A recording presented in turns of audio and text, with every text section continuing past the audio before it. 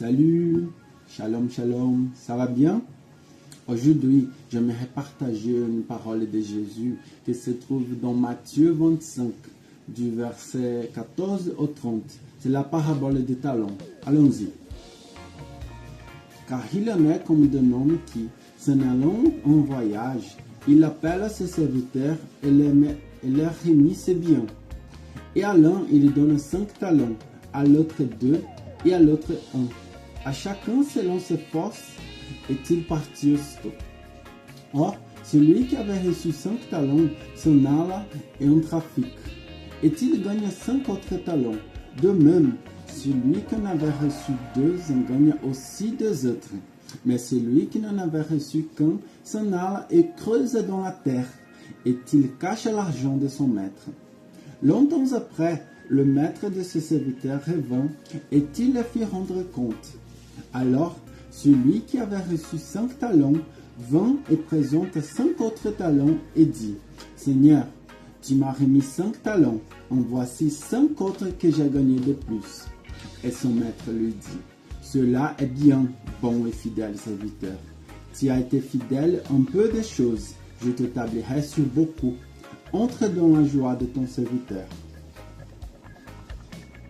Et celui qui avait reçu 2 talents vint et dit, « Seigneur, tu m'as remis 2 talents, en voici 2 autres que j'ai gagnés de plus. » Et son maître lui dit, « Cela est bien, bon et fidèle serviteur. Tu as été fidèle en peu de choses, je t'établirai sur beaucoup. Entre dans la joie de ton Seigneur. » Mais celui qui n'avait reçu qu'un talent vint et dit, « Seigneur, je savais que tu es un homme dur, qui moissonne où tu n'as pas semé, et qui recueille où tu n'as pas répandu. C'est pourquoi, te craignant, je suis allé et j'ai caché ton talent dans la terre. Voici, tu as ce que est à toi. » Et son maître lui répondit, « Méchant et paresseux serviteur, tu savais que je moissonne où je n'ai pas semé, et que je recueille où je n'ai pas répandu.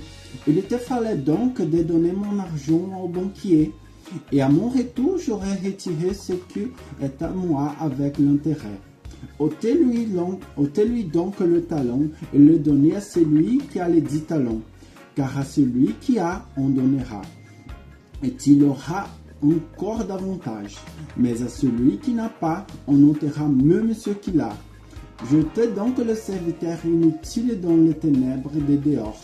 Là seront le plaire et les grincements des dents. » Alors, pour bien comprendre, il faut savoir qu'un talent à cette époque n'était pas seulement une capacité, mais aussi une énorme somme d'argent, environ 20 tonnes de salaire d'un ouvrier.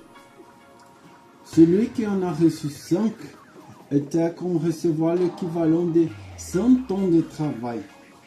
Imagine, c'est beaucoup de choses, n'est-ce pas?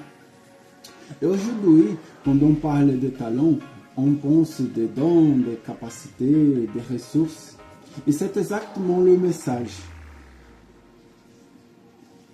Dieu nous confie des choses précieuses et il attend qu'on l'utilise pour sa gloire. Jésus nous a confié une mission dans Matthieu 28, 19. Allez et faites toutes les nations des disciples. Et pour accomplir cette mission, il nous a donné le Saint-Esprit qui nous équipe et nous rend capables. Alors, j'aimerais te poser une question. Qu'est-ce que tu fais avec ce que Dieu t'a donné? Ne dis pas c'est ton petit talent, car même ce que tu penses petit, que c'est petit, Dieu peut le multiplier. Je t'encourage aujourd'hui. Offre-le à Jésus. Laisse le Saint-Esprit t'utiliser et tu verras tes dons se multiplier.